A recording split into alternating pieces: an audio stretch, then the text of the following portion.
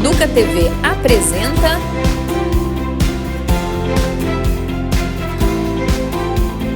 Vamos Conversar.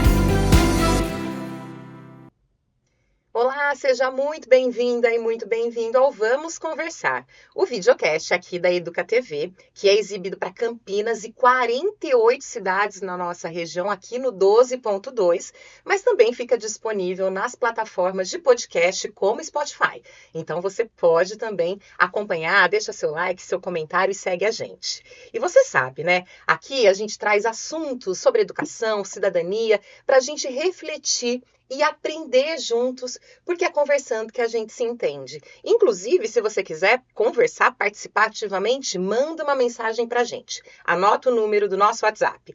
É o 19 98437 4148. E hoje a gente vai falar sobre um assunto super atual que tem deixado, inclusive, a entrevistadora de cabelo em pé. E eu já vou explicar para vocês. A gente vai falar sobre um debate que realmente é muito quente, muito recente, que é a proibição dos celulares nas escolas. Será que os smartphones são mesmo vilões que distraem os alunos e comprometem o aprendizado? Ou será que eles podem ser aliados na educação? De um lado, há quem defenda o uso da tecnologia como uma oportunidade de inovação no ensino. Mas também há pais e educadores que se preocupam com o uso excessivo e a exposição também às redes sociais. Por isso, neste episódio, nós vamos falar sobre os prós e sobre os contras dessa polêmica e ouvir algumas perspectivas com duas convidadas muito especiais. A Débora Corigliano, que é psicopedagoga e especialista em neurociência da educação, a quem eu agradeço. Muito obrigada, Débora. Seja bem-vinda. Obrigada, eu que agradeço a oportunidade de estarmos juntos falando desse assunto tão importante. E também a Michele Tomás, que é psicóloga formada pela Universidade Metodista de São Paulo e é doutoranda em comportamento e cognição pela UFSCar. Muito obrigada pela presença, Michele. Nós que agradecemos o convite. Vamos ter muitas trocas. Eu tenho certeza que sim. Eu sempre começo, eu gosto que eu sempre trago aqui as principais credenciais, mas eu gosto que as pessoas falem sobre si, né? Porque aí pode reforçar aquilo que acha importante na trajetória, né? Na vida. Então começa falando um pouquinho de você, Débora, por favor.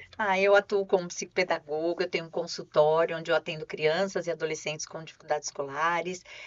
Já há um tempo, né, antes do consultório, eu trabalhei muitos anos na escola como coordenadora pedagógica, tenho essa vivência de dentro da escola, e isso colabora muito com o meu trabalho no consultório. Atualmente também sou professora na pós-graduação, trabalho com adultos, né, que foi uma experiência nova para mim, mas um desafio muito grande também, né, e essa proibição também serve para os alunos da pós. Eu tenho algumas publicações, tenho 4 livros publicados, 2 voltados à orientação de pais, né, por perceber essa necessidade da postura e da presença, da participação dos pais no ambiente escolar. Então, eu lancei 2 publicações. Lancei uma falando das habilidades da aprendizagem, de funções executivas, e o último, que foi o ano passado, sobre inclusão, né, orientar os professores na área da inclusão com crianças com TDAH, crianças com deficiências físicas, e essa a minha jornada Muito até bem. agora. E você, Michele, fala um pouquinho de você. Então, eu sou psicóloga clínica, eu sou de Piracicaba, então eu trabalho numa clínica em Piracicaba, mas a gente tem uma unidade aqui em Campinas também e outra em Santo André. Trabalho com crianças e adultos, com diagnóstico e sem, então com crianças típicas e atípicas. E, a minha trajetória foi mais voltada à área clínica mesmo, nesse sentido. Muito bem. Então vamos lá, minha gente, vamos começar. Eu quero primeiro que vocês me digam, como profissionais, como é que vocês perceberam essa lei, a chegada dessa lei. Ela é bem-vinda? Ela vai ser útil? Ela não vai ser? Qual é a opinião de vocês?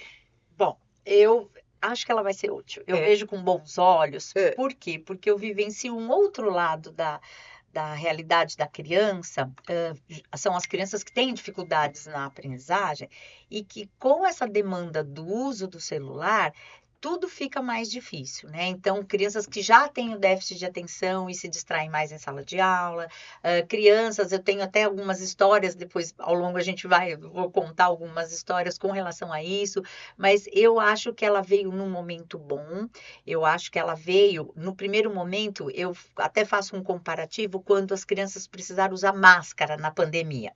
Foi um auê. né? Mas precisa da máscara, a criança não queria usar máscara, tiravam a máscara, outras mães apavoradas, tipo, nossa, nem tira a máscara, porque senão você vai morrer na escola. Então, os extremos, né, naquela época da máscara, ou mesmo quando as escolas instalaram câmeras de vigilância dentro da escola, também teve um falatório, e depois as coisas foram se adaptando. Então, eu acho que esse momento está um momento do falatório, esse momento de muitas dúvidas, né? Eu peguei depoimentos de várias crianças e adolescentes que eu atendo, fiquei perguntando, mas como é na sua escola? O que você está pensando? Fiquei aí, desde que eu voltei das férias, tô colhendo essas informações até para orientá-los nesse sentido, mas eu vejo com bons olhos. E você, Michele? Também. Eu acho que hoje faz-se necessário, né? Eu acho que ela pode ser uma ferramenta muito boa, em contrapartida também prejudica muito. Alguns relatos que eu ouvi na volta dos próprios pacientes, até o jeito de ser em sessão, a questão de sociabilização deles estavam muito prejudicadas. Acho que você citou a pandemia, né? Desde a pandemia a gente já teve uma questão bem significativa nesse quesito, e eu acho que o uso de celular realmente estava impactando negativamente no desenvolvimento. E aí você trouxe uma coisa importante, porque na pandemia, e eu acho às vezes que a gente parece que tá meio esquecendo, né? Que nós somos uma geração, e principalmente as crianças, né? Somos gerações que passaram aí por um processo muito difícil. E naquele momento foi importante, porque era a tecnologia a única forma da gente se comunicar com o mundo. Sim. Inclusive de aprender. O meu filho, por exemplo, estava sendo alfabetizado, você imagina? Muito difícil, mas naquele momento foi incorporado. Aí eu fico pensando, porque lá em casa é uma briga, por isso que eu falei que eu tô de cabelo em pé também, porque aí ele já é um nativo digital, né? Ele tem 10 anos. Ele chegou, então já é totalmente diferente de nós, que fomos nos moldando. Precisou usar para ser alfabetizado. E agora a gente está falando assim, olha, veja bem, vamos diminuir isso aí, porque não pode tanto, faz mal, não faz. Como é que a gente consegue dimensionar isso e mostrar para eles? E aí eu penso mesmo na parte cognitiva e comportamental, né? Como é que a gente faz para dosar isso? Eu acho que na pandemia foi um cenário extremo. Sem dúvida. Foi um cenário muito extremo e foi uma adaptação muito difícil. Muito. Se a gente para pensar, as crianças reclamavam, os adolescentes reclamavam, muitos desligavam a câmera e voltavam a dormir. Era o relato dos pais, ele não fica acordado, eu não consigo fazer ele estudar. Então foi desafiador e fomos precisando nos moldar nesse sentido. Só que depois foi para outro extremo, né? Eu acho que depois ele já voltou com tudo e as relações foram voltando, mas o uso continuou como se a gente ainda estivesse no online. Exato. Então, todas as escolas criaram aplicativos extremamente funcionais, de alguma maneira, para entrega de atividades e mantiveram no mesmo formato. Então, nesse sentido, eu acredito que a dosagem, ela vai muito de encontro a limites, né? E saber o que é bom ou não, eu acho que vai muito do individual, mas tem algumas regras que são essenciais, né? Então, nesse quesito, na sala de aula, eu acho que se torna prejudicial pela questão mesmo das trocas do professor, porque chega uma mensagem, a gente vai olhar, independente se é importante. Se nós adultos, muitas vezes, está numa reunião, sobe uma mensagem, a gente vai olhar para ver se é importante ou não, imagina os adolescentes, né? Então, eu acho que nesse sentido, impor alguns limites faz-se necessário. E você, Débora? Eu penso isso também, né? Eu falo que, assim, vou dar um exemplo de um menino que eu atendia, já não atendo mais, antes dessa questão da polêmica da proibição. Ele, um adolescente de 9º ano, cabeludo, ele chegou um dia para mim no consultório e ele falou assim: hoje eu tirei um fone de ouvido para assistir a aula. Eu, como assim você assiste a aula com fone de ouvido? Aí ele, não, eu fico na aula com fone de ouvido, mas o professor não vê, fone sem fio.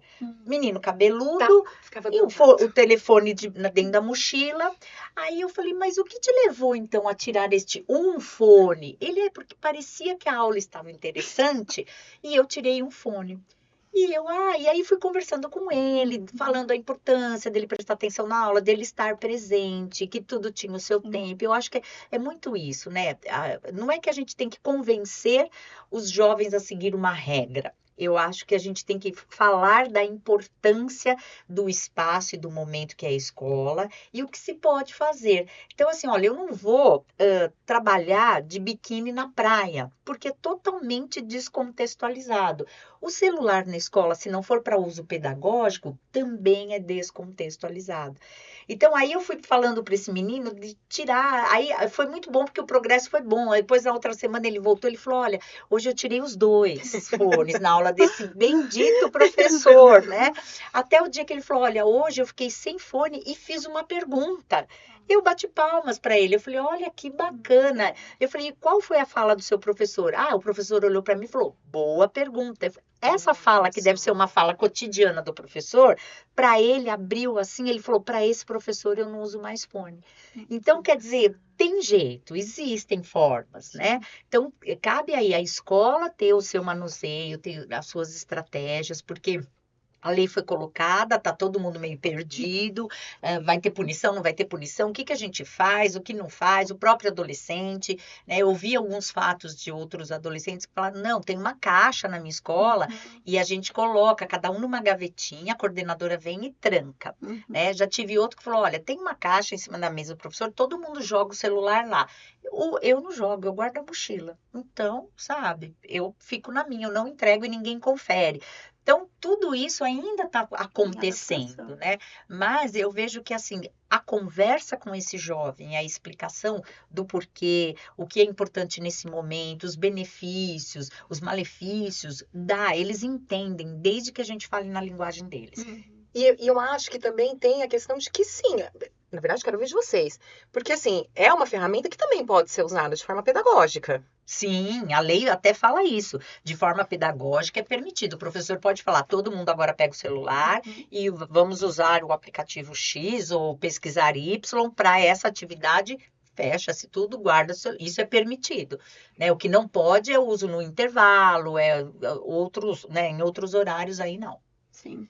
Até para facilitar a inclusão, crianças que têm algum desenvolvimento ou que precisa de uma adaptação especial, Sim. o celular pode ainda ser utilizado em sala de aula.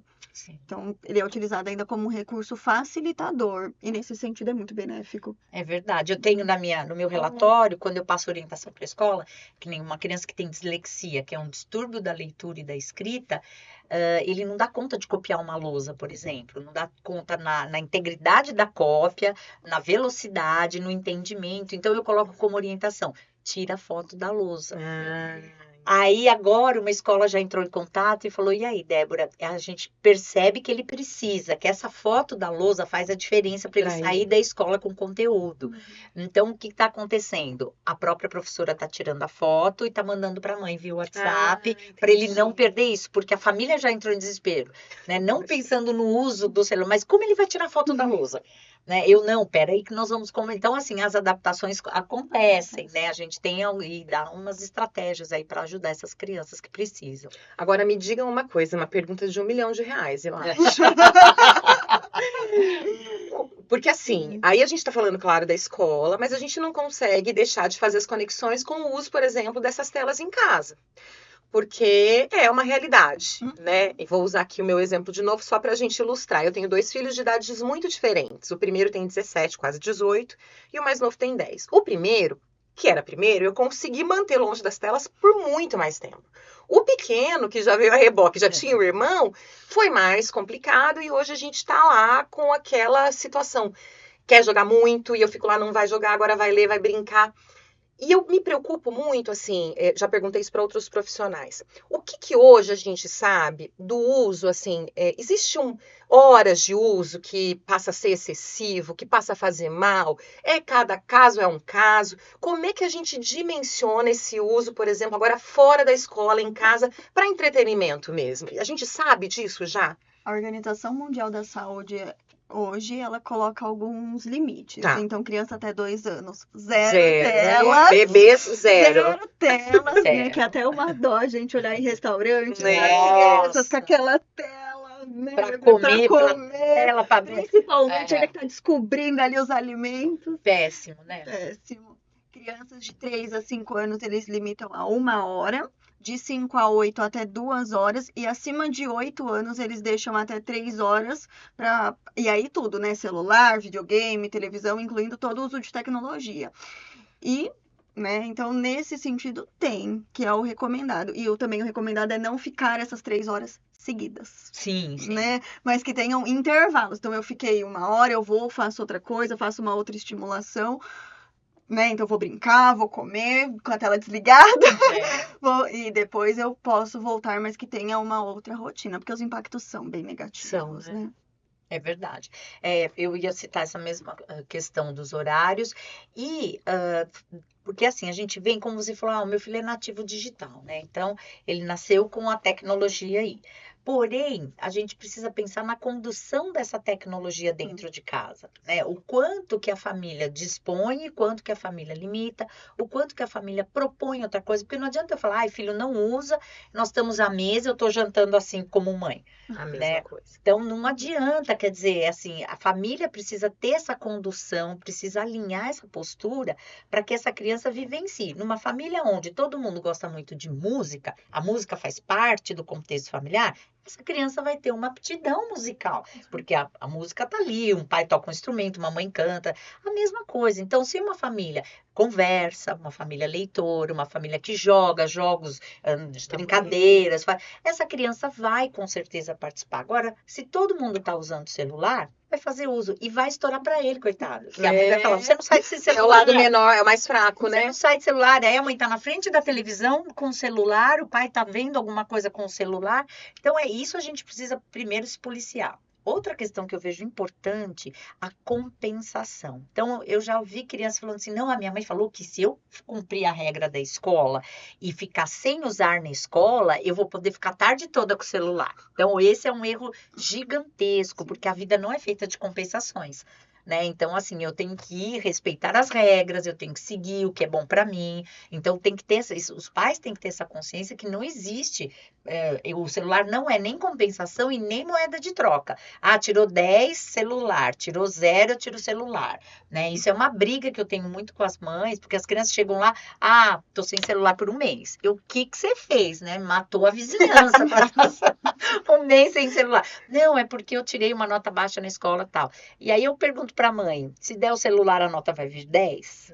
Né? Você já deu o celular, você autorizou a usar. Agora você precisa ensinar a usar, dosar o uso.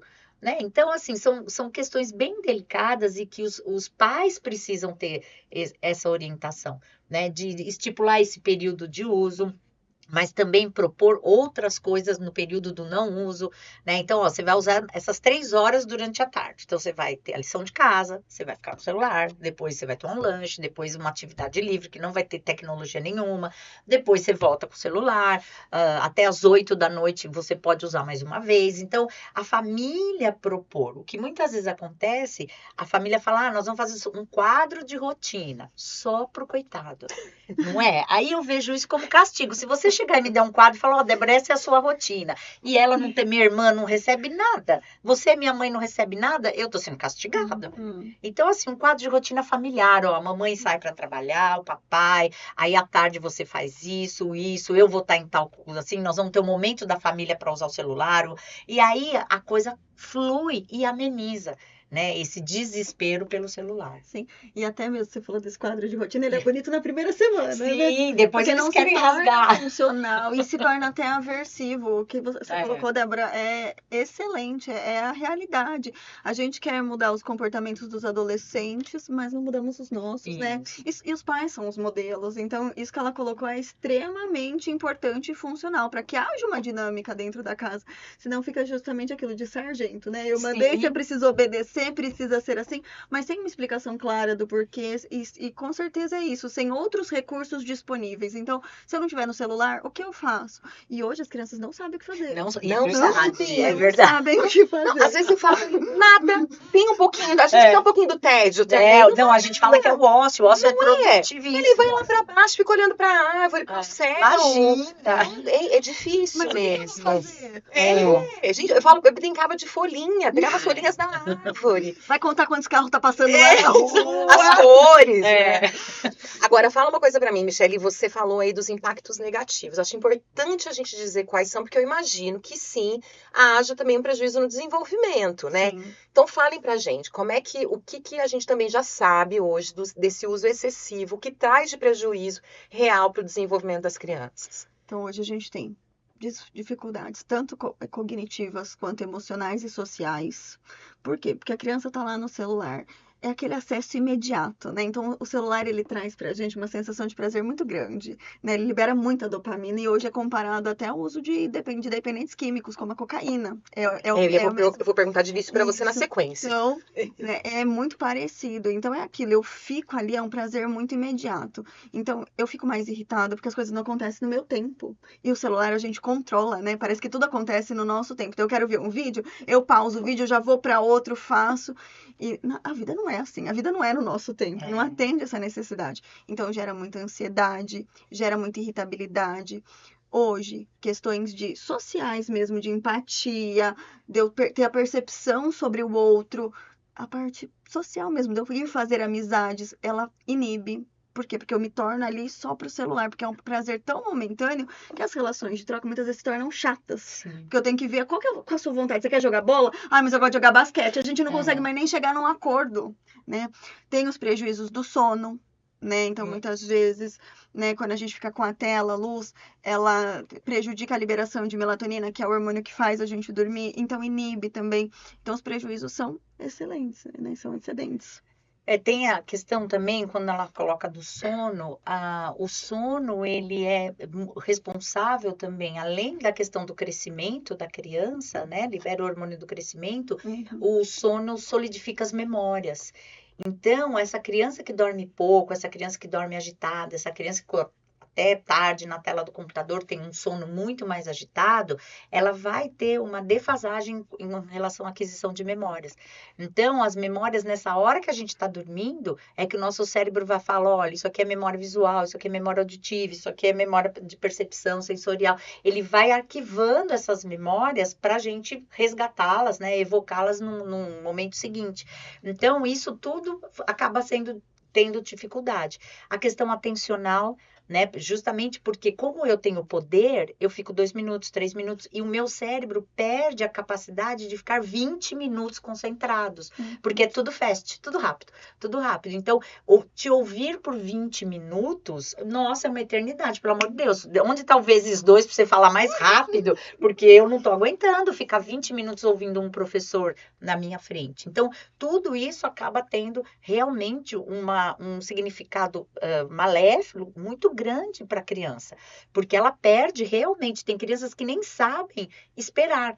Eu vejo no meu consultório, eu acho que você deve ver no seu também, lá no meu ainda tem pediatra. A sala de espera de pediatra é aquela loucura, né?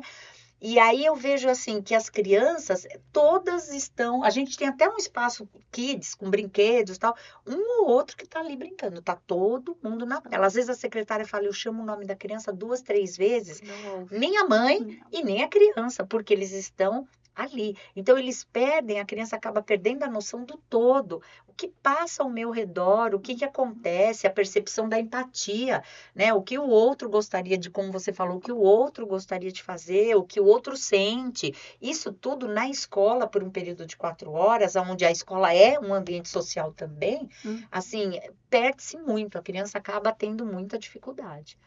E até como você pontuou dessa percepção de rastreio, às vezes a gente tá falando mais de adolescentes, né? Mas você vai numa criança pequena, num bebê, tá lá no carrinho com a tela, o tablet, né? Hoje tem carrinhos com crianças com 1, 2 anos ali, com o tablet, e ela perde até a questão do ambiente, de percepção para fazer rastreio visual. E aí a mãe normalmente falava, olha o cachorro, olha a casa amarela.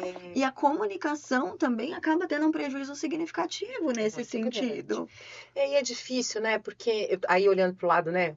algumas vezes, assim, a pessoa, né, claro que isso não é uma regra, não é 100% do tempo, mas às vezes a pessoa precisa fazer alguma coisa e dá o celular, coloca na televisão, né? A gente sabe que, infelizmente, né, a gente tem estruturas familiares que não tem rede de apoio, Sim. são mães solo às vezes, né, e precisa ao mesmo tempo fazer comida, colher a criança, lavar roupa, acaba fazendo, né, acaba permitindo que a criança tenha um pouco mais de contato com a tela. Então, é uma questão social também, né, de como a nossa sociedade hoje, né, ela tá estruturada e que às vezes cobra tanto da figura materna, né, Sim, que ela fica sim. sobrecarregada e ela fala assim, meu Deus, não tem jeito.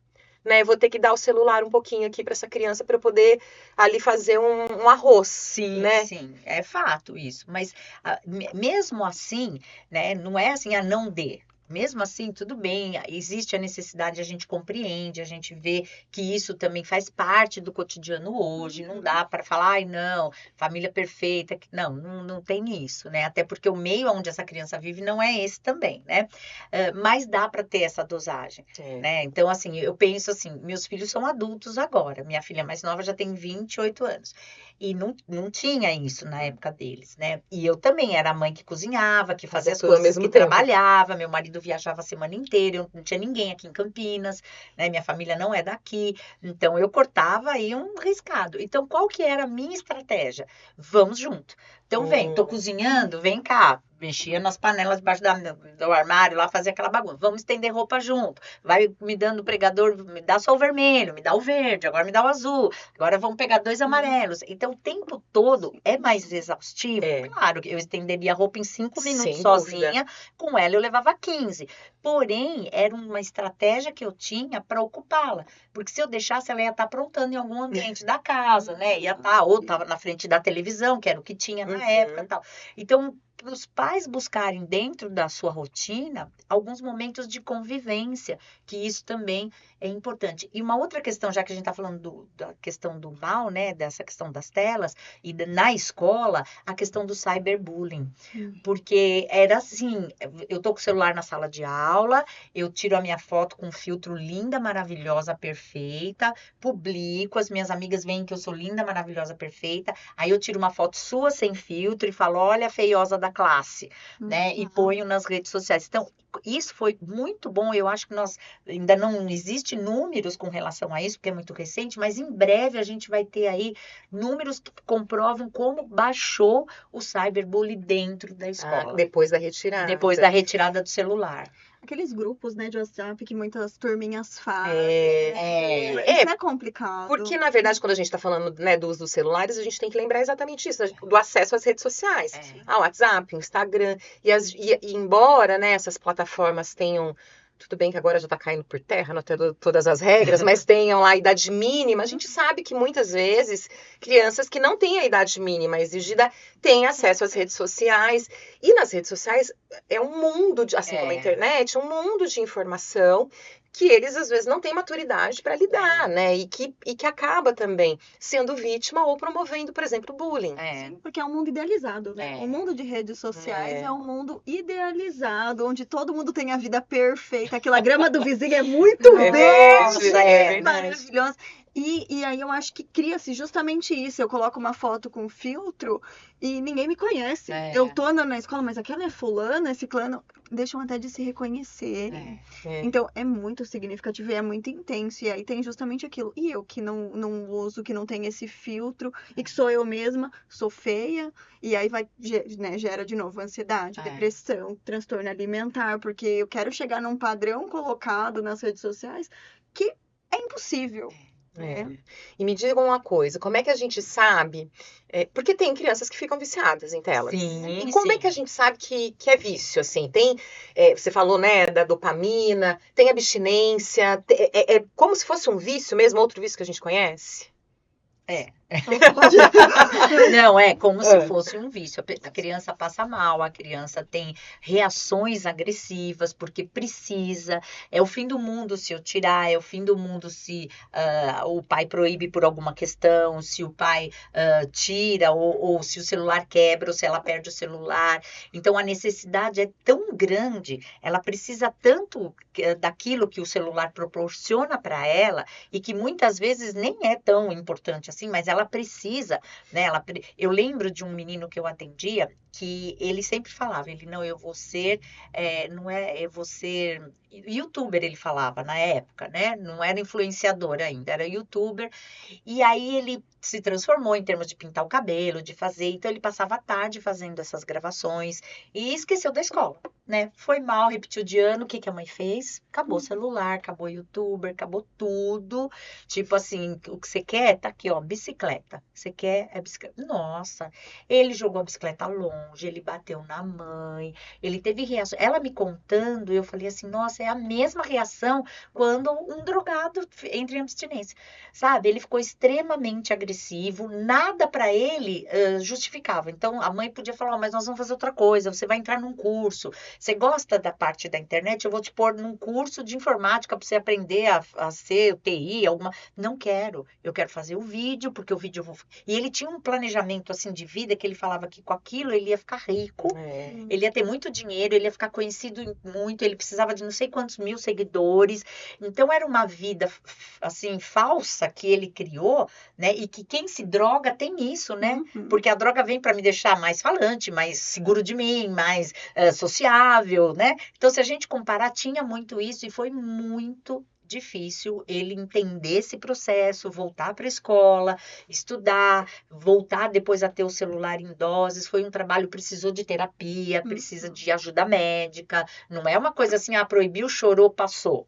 Né? Não pode descer hoje para brincar, tem que ficar estudando, a criança chora, mas dali 15 minutos tá ali correspondendo. Não, foi um caso sério que eu presenciei, assim. É bem difícil, né? Sim, e até crianças pequenas hoje, né? Por exemplo, você brincou de recepção de consultório, é muito isso. E às vezes para entrar na sessão de terapia, na hora que tem que entregar para a mãe o celular, é um choro, é uma briga, não querem, e não querem mesmo, né? E por mais que, eu brinco lá, né, na clínica tem a sala de integração sensorial, que é uma sala que tem piscina de bolinha, tem várias coisas muito legais, parece um parquinho, né? E mesmo para ir para a sala de integração, se tem que largar o celular, chora, reclama, se joga, bate em mãe. Então, assim, você vê que é um descontrole emocional muito grande. E eu tava vendo uma reportagem também esses tempos dos adolescentes mesmo, que eles falavam, é uma necessidade de apego. Né? Pode não ter nada ali, não ter recebido uma mensagem, mas é uma necessidade de apego, de eu ver o que está acontecendo, de eu saber, de eu me sentir nesse controle sobre o mundo à minha volta. E tem agora o oposto disso, você falou disso do apego, eu lembrei de um fato recente, essa semana, eu conversando com um adolescente, que tem um déficit de atenção, de um grau alto, e aí ele me contando, ele falou, não, na minha escola tem a bendita caixinha, eu coloquei meu celular lá, e deu sinal, a van veio me buscar, fui embora, esqueci o celular. Porque ele tem toda essa questão de déficit de atenção. Esquece as coisas. Esqueceu o celular na escola. Aí falou, quando chegou na van, já a van em movimento, ele, cadê meu celular, né? E aí ficou na escola, ele não tinha como ligar na escola, não tinha como falar com a mãe, esqueci meu celular na escola. Aí quando chegou em casa, a mãe ligou na escola, a escola falou assim, não está mais na caixa. Que separaram lá. Aí a mãe não tinha o contato de todos os amigos dele. Por sorte, no dia seguinte, um amigo dele viu que era o celular dele, que ele tinha ido embora, pegou e guardou. Só que isso aconteceu 2 vezes. No outro, passou 2 dias, ele Débora, de novo, eu esqueci o celular na caixa. Aí eu dei a estratégia, eu falei para ele, seu celular não tem a capinha, você vai fazer o seguinte, capinha é permitido, só o celular que é proibido. Então você põe o celular na caixa e deixa a capinha em cima da sua carteira. Te lembrar. A hora que você guardar todo o seu material, você vai falar, ai, capinha, preciso pegar o celular. Eu falei, porque ninguém vai proibir de você ter uma capinha em cima da sua mesa. Aí eu dei a estratégia para ele não esquecer, porque também acontece isso, né? Da criança tem essa questão do esquecimento, um déficit atencional e acaba esquecendo e pode ter até prejuízos conforme a escola ou a organização da turma. Então, a gente também tem que alertar a essas crianças também, né? Ô, Débora, você falou de estratégias e a gente estava falando agora voltando à lei, né? Que esse é o momento em que a lei acabou de chegar, embora em alguns lugares já houvesse algum tipo de proibição, né? De monitoramento desse uso. E aí, porque essa lei ainda acho que vai ser regulamentada, né? Enfim, tem aí um processo jurídico e legal. Mas também entendo, e queria ouvir a opinião de vocês, que é muito importante agora nessa fase, né, em que há essa proibição legal, que haja também uma conversa com os pais, Sim. né? Precisa haver ali, eu acho também que é uma oportunidade da escola e dos pais enfrentarem, vamos dizer assim, essa questão juntos, porque às vezes a coisa ficava meio distante, né, uma da outra. Vocês acham que esse é o momento mesmo, assim, olha, vamos conversar sobre isso, escola, alunos e pais, para a gente entender qual é o problema, por que é necessária essa proibição e o que vai trazer de benefício, porque eles também precisam entender que existe um benefício, né, nisso. Pode ir? As duas respiraram juntas. Sim, eu gosto muito desse alinhamento escola e família. Eu acho que é fundamental para se ter uma mesma fala, né? A escola é o lado profissional da situação, né? Os pais são leigos, são pais, e pais, vamos dizer assim, envolvidos emocionalmente. Eu, como psicopedagoga, minha filha tem dislexia, déficit de atenção, mas eu sempre fui para as reuniões de escola como a mãe emocionalmente envolvida, não uma profissional, né? Então, existe assim, a escola é o lado profissional da situação. Então, a escola, ela pode nortear, mas não definir, o caminho que esses pais terão com seus filhos nessa questão do diálogo, que é fundamental, explicar o porquê da regra, o porquê da lei, né? Não é assim, sua escola realmente, você vê como sua escola é lá, não tem conversa, aquela escola, sabe? As mães, os pais, os responsáveis já pintam a escola como sendo uma coisa errada, ou uma coisa assim, muito rigorosa. Não, vamos mudar de escola. Eu já tive muitas crianças que a escola acaba sendo rigorosa, os pais mudam a criança de escola. E aí eu brinco que eu falo que é conversa de bastidor, que a gente fala, mudou o problema de endereço, né? Estava no endereço A, o problema passou para o endereço B, só aconteceu isso. Então, que seja feita uma conversa com os pais e que alinhe o que conversar com esses jovens. Não só com os jovens, as crianças que já têm uso do celular a partir de 10 anos, já entendem, né? Se os pais e a escola tiverem a mesma fala, colaboram muito para que isso seja cumprido e a criança entenda que é para o bem dela. E eu acho que, indo de encontro a isso, né, Débora, hoje a gente vê muito essa necessidade dos pais de receberem esse tipo de informação, porque eu acho que os pais também, eles vivem muito naquilo de querer satisfazer os desejos do filho o tempo todo, né? Então, quando recebem a informação daquilo, do porquê, então nós estamos fazendo isso porque é necessário para o desenvolvimento, é importante por conta da atenção, do sono, estava muito difícil, que as relações sociais estavam se perdendo. Eu acho que quando eles começam a ter essa percepção, eles também têm maior chance de aderir à nossa luta juntos, né? Porque hoje eu vejo muitos relatos de pais, como você colocou, troca o filho de escola, mas não entende a necessidade, muitas vezes, daquilo que estão colocando, né? Então, essa informação eu acho que é imprescindível. Eu também penso isso. Muito bem. E aí, como é que a gente faz, né, porque eu acho que também tem que ter um trabalho, então, de educação com os pais. Porque, né, a gente, mais uma vez, né, eu acho que é importante a gente também não demonizar a ferramenta, né? Então, assim, é uma ferramenta de trabalho. Eu, por exemplo, trabalho muito com o celular. E como é difícil explicar para meu filho que eu estou no Instagram trabalhando e não estou só a passeio. Mas também, eu acho que, por isso que é importante, aí vou puxar a sardinha para o nosso lado, né? Esse papo que a gente está tendo aqui. Porque, de fato, a gente precisa entender, né? Sempre assim, como é que é? O veneno é a dose, né? Se é remédio ou veneno é a dose. É a gente entender e fazer esse debate mesmo, né? Com todas as pessoas envolvidas. Porque a tecnologia, e falando não só do celular, elas fazem parte da nossa vida. Vão fazer parte cada vez mais, tá? E a inteligência artificial que a gente não sabe nem aonde a gente vai chegar, né? Então, eu acho que essa proposta de conversar, né, e tomara mesmo, né, que seja uma oportunidade, né, da escola, dos pais, e também das pessoas que não têm filhos, porque eu sempre falo que é preciso toda uma aldeia para criar uma criança, né, de entender que é o momento de discutir as tecnologias, como elas podem ser aliadas, e entender mesmo, né, que elas, se forem usadas em excesso, podem trazer tantos prejuízos como vocês disseram. Nós temos, assim, quando surgiu a lei, eu fui ler algumas coisas, nós temos vários países que já adotaram essa política há Sim. muito tempo e que já computam os seus benefícios, né? Então, assim, para essa geração que está esse ano na escola, entrando no ensino médio, ensino fundamental 2, está sendo polêmico. Mas daqui a um ano, né, a próxima turma que for entrar no 6º ano, por exemplo, já não vai ser tão ruim, não vai ser tão polêmico, porque eles já vão vivenciar.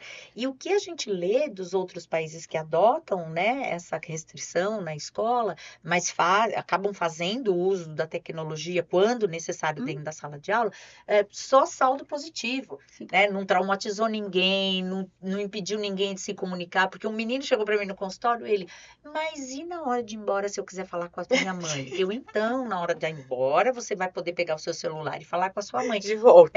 Mas e se acontecer, e se eu tiver uma dor de barriga? Eu falei, então, eu estudei na escola, não existia celular e eu tive dor de barriga.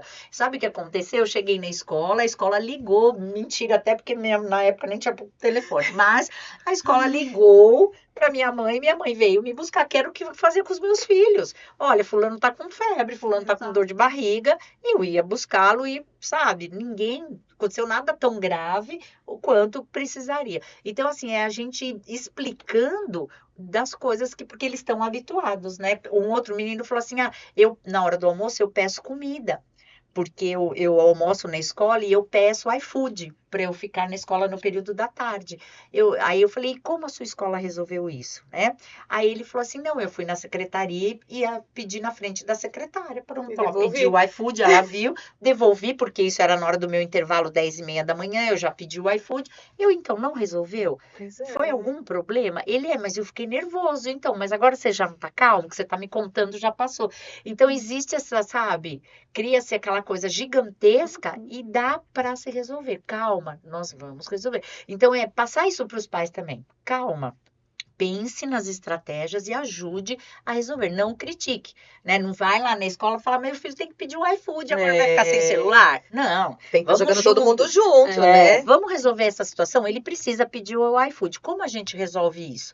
Né? Então, a secretária vai com ele usa o celular e pronto, resolvido o assunto. Então, assim, é essa conversa, esse diálogo aberto, essa questão de estamos juntos num período de adaptação, né? E aí as coisas vão virando, sabe? Olha, agora a gente já tem toda a demanda, toda a regulamentação dentro da escola, porque pela lei ficou muito aberto para a escola regular as punições, como que vai, se o celular vai para a caixinha, fica na mochila, não vem. Cada escola está adquirindo ali suas estratégias de monitorar tudo isso. Então, é um período de adaptação. Acredito que o 2º semestre a gente já vai estar bem tranquilo com isso, né? Eu acho que é criar um ambiente de adaptação seguro. Isso. Eu acho que está faltando, e os pais também ficam com essas incertezas, e eles ficam inseguros. E aí passam para as crianças. E aquilo, toda adaptação dói. É Toda verdade. mudança dói, porque é algo novo, algo que eu não conheço, eu não sei se eu vou ser punido, se eu não vou. Então, toda mudança gera uma frustração, né? Como a Débora colocou. Daqui a um ano, não é mais mudança, é rotina. Então, tende a diminuir muito essa ansiedade. O que estamos falando acabou de inserir, tá todo mundo voltando para a escola, estavam habituados a fazer de uma forma e ter que fazer de um jeito novo. É aquilo, eu preciso me mudar, eu preciso lidar de outra forma. Então, quanto mais seguro for esse ambiente, quanto mais acho que os pais conseguirem ter acesso à escola e chegar com conclusões já, ou até colocar a criança ali para pensar em soluções, porque isso também é importante para o desenvolvimento, como eu resolvo o problema, mas com estabilidade emocional. Então, nossa, agora você falou, eu lembrei de uma cena minha de mãe toda desestabilizada emocionalmente. Quase não acontece. Imagina, né? Quando a minha filha foi para o 2º ano, eu troquei ela de escola, ela foi para uma outra escola, e ela estava apreensiva, eu também, uma escola nova, tal. Eu lembro desse momento de desestabilidade que eu cheguei para ela, eu levei um celularzinho, naquela época era só que falava, né? Pus na mochila dela na porta da escola, falei, filha, qualquer coisa vai no banheiro, me liga que eu estaria aqui em 10 minutos. Vai, seu primeiro dia de... Aí depois eu saí de lá, profissional da área, né? Eu falando, o que eu fiz? Eu falei para ela que a escola vai ser difícil, vai ser ruim, vai ser, não sei o que vai ser. Eu não dei nenhum pingo de segurança com essa minha atitude, né? Porque eu falei, tá aqui o seu porto seguro. Eu sou o porto seguro na escola. Exatamente. Né? Aí eu fui pegando o carro, eu lembro que ela entrou, meia tímida, eu peguei o carro para voltar para o meu trabalho, insegura, chorei até. Aí dei conta da coisa errada que eu fiz. Eu, gente, olha o que eu fiz. Aí fui buscá-la, né? Ela não me ligou, já achei positivo, né? Passei a tarde assim, né? Olhando. Ela não me ligou e ela passou a segurança para mim. Ela, mãe, eu gostei. A minha professora falou, a minha professora fez isso, a moça do lanche fez aquilo. Ela foi contando, ufa, e falei, então agora devolve o celularzinho, não precisa mais dele, porque tá tudo bem dentro da escola. Tipo assim, tô arrependida. A minha vontade era falar, mamãe errou, devolve, esquece esse dia na sua vida, que foi um erro meu. Então, vamos trazer para hoje, né? A insegurança da mãe de falar, mas eu ligava para ele no meio da aula para saber se ele estava bem, né? Eu ligava para saber se ele tinha comido lanche, né? Então, isso nós vamos ter que trabalhar como mães, né? Porque ele está num ambiente seguro. Eu não confiei na escola para matriculá-lo lá. Eu confiei no estabelecimento de ensino. Então, eu tenho que tratar isso em mim. Então, a gente tem que dar esse olhar para as mães, né? Aí entra o trabalho... e ensinar a criança né, e o adolescente a terem autonomia, né? Eles precisam passar por certas coisas. Por mais que doa na gente, eles vão precisar se frustrar, vamos aprender, vamos errar. E a gente precisa também lidar com isso. É verdade. Muito bem, gente. O nosso papo rendeu muito. Eu tinha certeza que seria muito bom e foi muito bom. Espero que vocês tenham gostado. E eu queria que vocês deixassem uma mensagem final para a gente encerrar aqui o nosso episódio de hoje. Quem quer começar?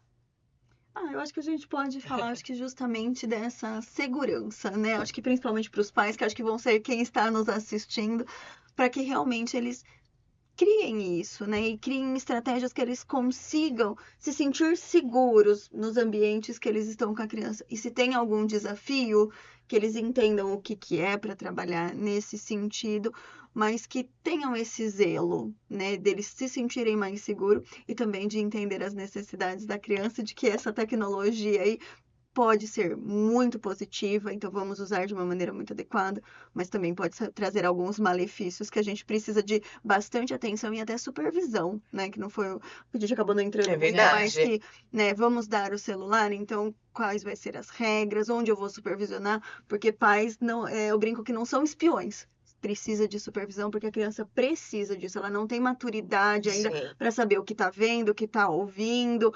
Eu até li uma reportagem que a menina colocou lá urso peludo para pegar a imagem e aí apareceu coisas tenebrosas. Sim. E aí o pai pode vir super agressivo. O que você estava procurando? E ela queria uma imagem para um trabalho.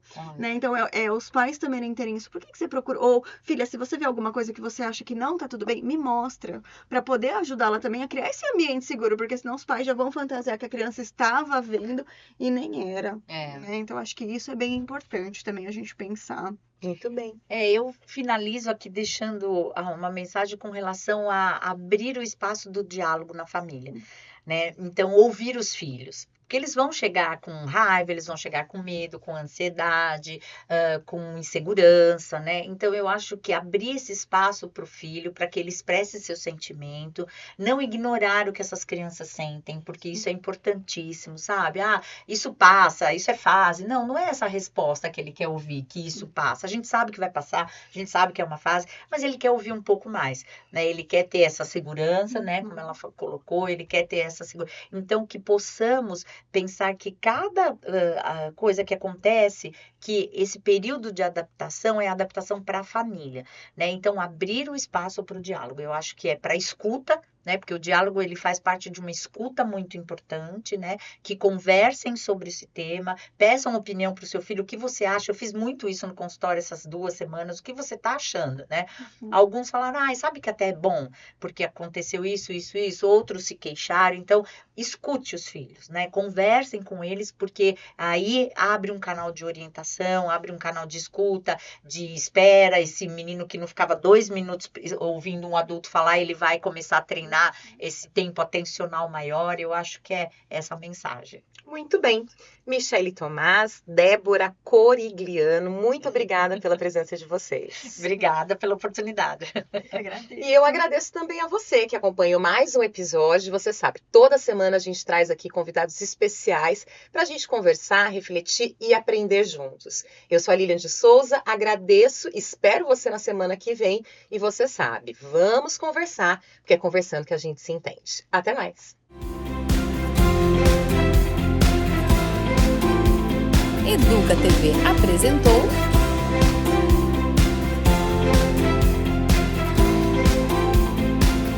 Vamos Conversar.